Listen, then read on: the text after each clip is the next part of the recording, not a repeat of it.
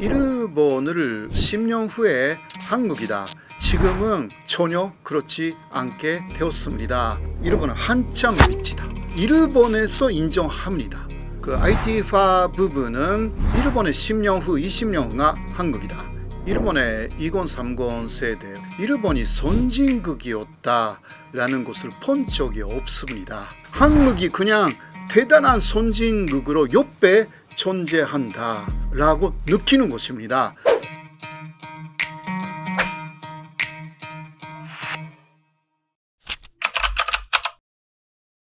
이시바 촌리는 그 과거에 식민지 지배, 한국에 대한 식민지 지배를 말하면서 또 특히 위안부 할머니들에 대한 이야기를 많이 하셨고요. 그래서 이러한 피해자분들이 납득할 때까지 일본은 사죄를 되풀이해야 된다. 이런 이야기를 계속해 왔고요.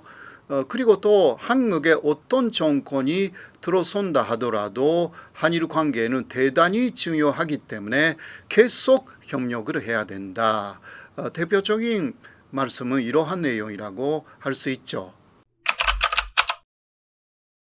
이시바 촌리는 그 어머니 쪽에 그 가게는요, 4대째 쭉 이어지고 있는 현재까지도요.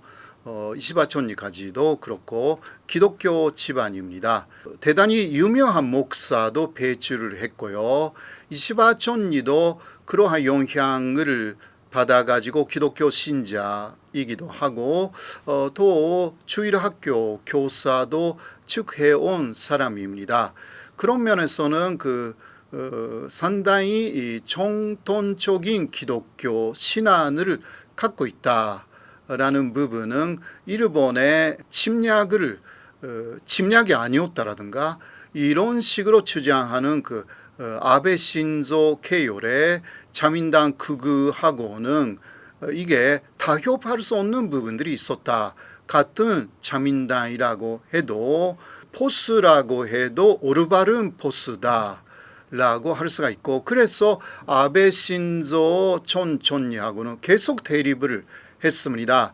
그래서 대립했기 때문에 비주류가 될 수밖에 없었던 거죠. 그래도 아베파는 100명을 넘는 그러한 큰 집단이었고, 그러한 아베파한테는 미움을 많이 받았고, 아베파하고 가까운 아소파라든가 기타 주류 파벌의 미움을 받았기 때문에 이제 먼저 자민당 존재가 되기 위해서는 파벌이 갖고 있는 많은 자민당 위원들이 찍어줘야 되는데 그런 것이 계속 어려웠다는 거죠. 네, 그러나 계기가 왔습니다. 아베 신조 일본 총리가 사망했고 그래서 또 아베파의 피리가 굉장히 많이 드러나기 시작했고 1년 전에 중의원 선거에서 그러한 피리 의원들이 굉장히 많이 낙선하기도 했고 그러니까 파벌의 힘이 약화된 것입니다. 그리고 또 기시다라는 총리가 파벌을 더 해산하겠다라고 해서 현실적으로는 해산되었어요. 아소파만 지금 남아 있습니다.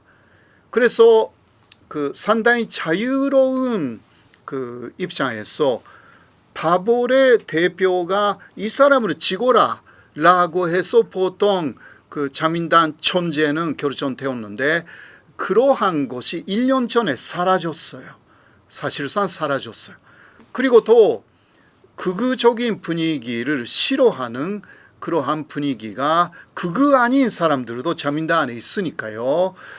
이 사람들의 중심은 이시바였고 또 코노타로도 그렇고 또 고이즈미 신지로도 마찬가지입니다.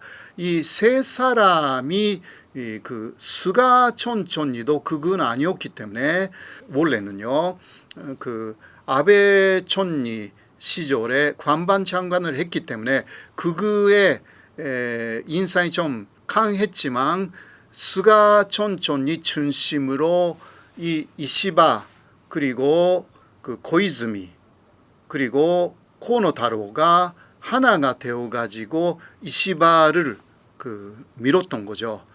그렇기 때문에 이시바 촌리가 탄생했습니다.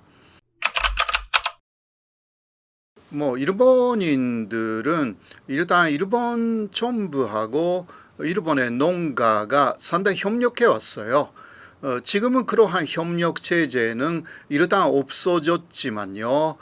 그래도 일본의 농협을 중심으로 아직도 여러 가지 제도적으로 일본 정부가 어느 정도 쌀값을 높게 잡아가지고 일본의 농가를 도와주는 측면이 없지 않아 있습니다. 요새는 너무 높아졌기 때문에 이게 문제가 된 거죠. 사실 일본에서는 일본 정부는 그 식량 중에 쌀은 안보 문제로 생각을 합니다. 혹시 전쟁이 일어날 경우 쌀이라든가 주식이 혹시 수입에 계속 위정할 경우는 들어오지 않게 될 가능성이 있다. 그렇기 때문에 이거는 국내에서 만들어야 되고 값이 상 외국의 쌀을 계속 수입하게 된다면 일본 농가도 계속 무너질 것이고 그러니까 이게 안보적인 문제가 걸려 있다라고 하여서 관세도 엄청나게 매겼고요. 또 그만큼 일본 쌀이 비싸지만 맛있고 고급이다라는 브랜드화를 굉장히 많이 해왔고요. 여러분들도 아마 이름을 많이 들어보셨죠. 코시히카리라든가 한국에도 코시히카리가 또 있어요. 또 일본 브랜드명을 그대로 갖다 붙인 곳인데요.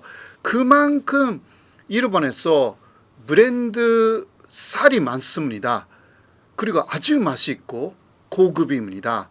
그곳으로 일단 일본 사람들은 이게 보통 쌀이 아니구나. 품종 개량을 열심히 한 사실이 있어가지고 거기에 대한 자부심도 있었고 그렇게 알고 있었던 거죠.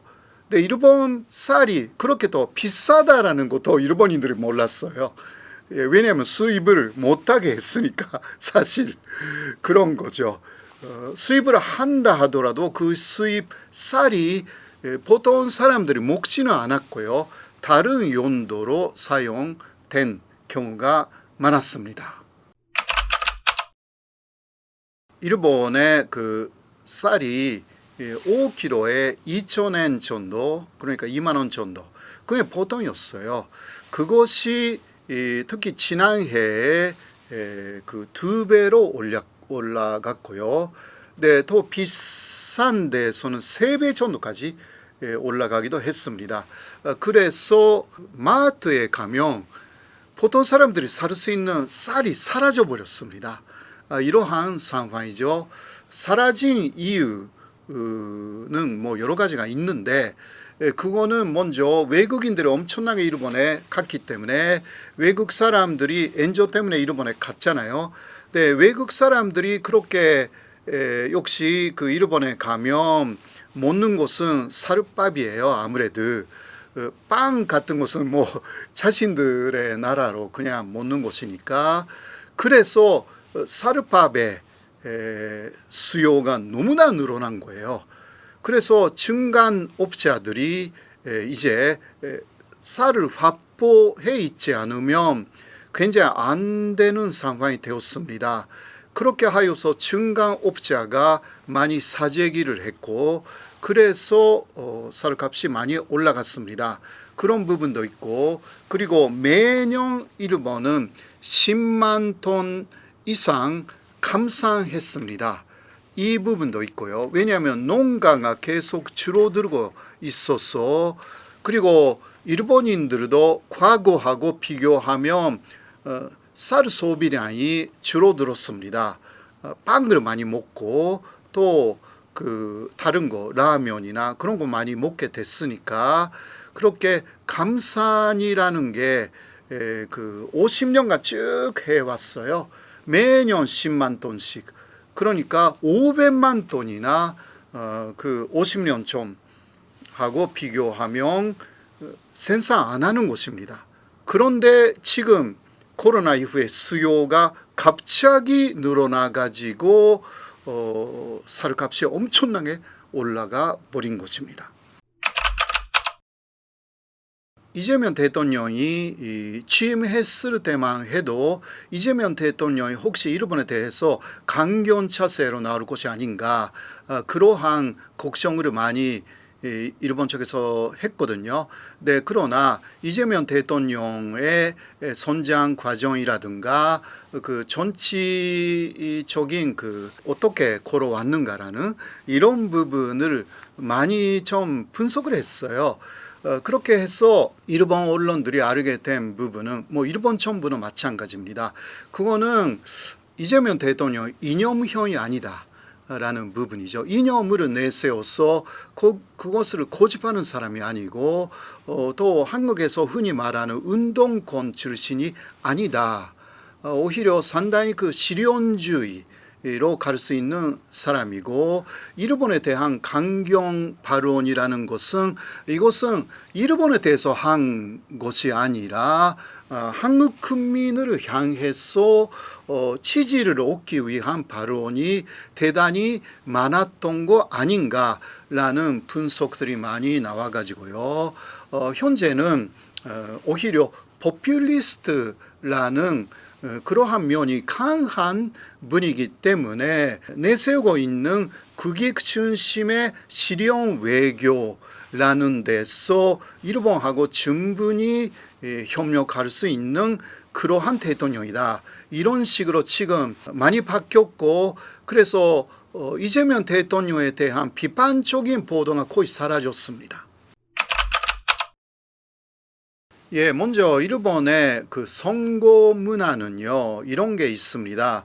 내가 한 표 던져도 그냥 어떤 힘이 있냐라는 부분들이 있어요. 그러니까 그 선거에 안 가는 투표 안 하는 사람들이 굉장히 많습니다. 특히 젊은 사람들은 그러한 경향이 많죠. 그런데 한국은 그 내 한 표가 나라를 바꿀 수 있다. 이 의식을 갖고 있는 사람이 굉장히 많다라는 부분에서 많이 다르다라는 거 일본인들이 느끼기 시작했고요. 그리고 대통령도 탄핵시킨다. 라는 부분이 있죠. 일본에서는 예를 들면 아베 신조 일본 총리가 상당히 비리도 많았어요. 그래도 그냥 총리를 쭉 해가지고 어떻게 잡을 수가 없었습니다.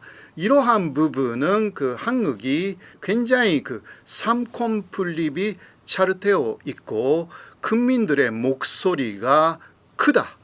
라는 것을 느끼는 일본 사람들이 늘어나고 있는 것입니다. 그 일본인들은 일단 그 SNS라든가 여러 가지 그런 것을 통해서 정부 정책이나 정당에 대해서 정치인에 대해서 비판을 하기는 합니다. 네, 그러나 모여서 시위를 하거나 이러한 문화가 상당히 약합니다. 정치라는 것은 모여서 사람들이 함께 만들어 나간다라는 부분이 약한 것입니다. 일본에서는요. 전체적으로 보면 일본 정부 그리고 정당들이 내세우는 내용에 순응하는 문화가 없지 않아 있다라고 할 수 있습니다. 일본을 보면 그거 10년 후에 한국이다. 이러한 이야기들이 꽤 많이 있었는데요. 지금은 전혀 그렇지 않게 되었습니다.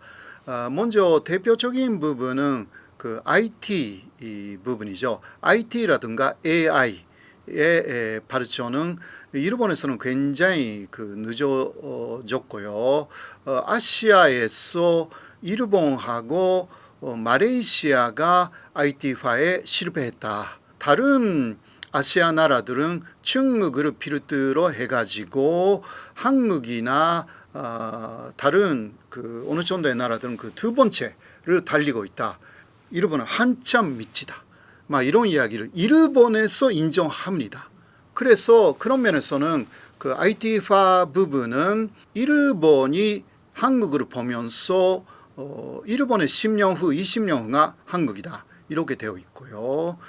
그리고 또 엔터테인먼트 부분에 있어서도 K-팝이나 K-드라마, 오징어 게임이라든가 넷플릭스를 완전히 점령하다시피 했지 않습니까? 이런 부분도 한국이 10년 이상 앞서가고 있다. 일본 사람들은 그렇게 생각합니다. 깊이 들여다보면 예를 들면 용화예술학과라는 그러한 대학교의 학과가 한국에는 굉장히 많이 있다. 많은 대학교에. 일본에는 대학교에 그런 게 없다. 그런 것까지 연구를 해요. 일본 사람들이. 그러니까 엄청나게 논리적으로 학문적으로 연구한 토대 위에 K-드라마, K-팝이라는 것이 만들어져 있구나라는 것을 느끼는 거죠. 일본은 거기에 대해서 상당히 늦어졌다. 그렇게 생각합니다. 그리고 안 좋은 부분에서도 한국이 한참 앞으로 달리고 있습니다. 그리고 그거는 출생률이죠. 네, 0.7 정도의 출생률, 서울은 0.5다라든가 이러한 부분들은 그래도 일본은 한국을 보면서 배우고 있습니다. 일본도 요새 도쿄가 0.9까지 떨어져 가지고 확실하게 한국으로 달아가고 있다라는 게 있습니다. 서로가 배우면서 좋은 것은 또 서로를 발전시키는 것으로 하고요. 안 좋은 부분은 왜 이거 안 좋은지를 서로 공유하면서 극복해야 되는 부분들이 꽤 공통적으로 있는 것으로 보입니다. 일본의 2030 세대 혹은 Z세대라든가 이렇게 이야기를 하지 않습니까? 이러한 일본의 세대는 일본이 선진국이었다라는 것을 본 적이 없습니다. 바로 일본의 선진국화라는 것은 1991년에 바블 붕괴로 붕괴된 것이고요. 그 이후 일본이 계속 힘들어졌습니다. 과거 선진국이었고 도쿄의 땅값이 미국 전체 땅값보다 비싸다. 이런 것은 1990년의 이야기였고 그 이후에 태어난 세대가 2030 세대인 것입니다. 그 이후는 일본이 취업도 잘 못하고 취업 빙하기, 그러니까 프리타라는 사람들이 늘어났고, 프리타는 평생 동안 아르바이트 하는 사람들이에요. 아저씨들도 그렇다 이거예요. 그냥 전사원으로 회사에 당연히 들어가 있어야 하는 사람들이, 특히 일본에서는 남성들을 그렇게 생각하잖아요. 한국에서도 뭐 비슷하지만, 그러나 남성들 자체가 평생 동안 아르바이트를 하는 거예요. 예, 그러한 사회. 근데 또 거기서 태어난 아이들이 우리 아빠 아르바이트 하고 있다. 네, 이런 거 계속 보기 때문에 선진국이라고 느낄 수가 없어요. 그리고 또 거기에 지진이 계속 일어났죠. 또 돈북 대지진이 일어나고 후쿠시마 원전 문제가 일어나고, 이거 마르세가 온 거예요. 일본에서는. 그때는 진짜 심각했거든요. 그리고 또 그 조금 이전에는 리만 쇼크도 있었고, 한국은 그래도 리만 쇼크를요 상당히 잘 견뎌냈어요.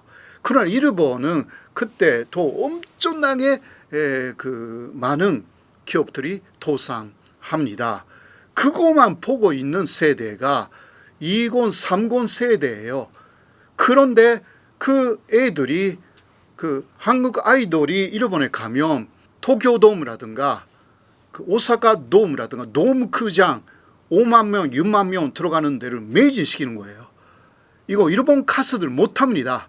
그곳을 보고 또 거기에 열광하는 일본인들을 보면서 한국이 이제 선진국이구나. 또 한국에 여러 가지 제품들이 아주 좋은 게 많다 이거예요.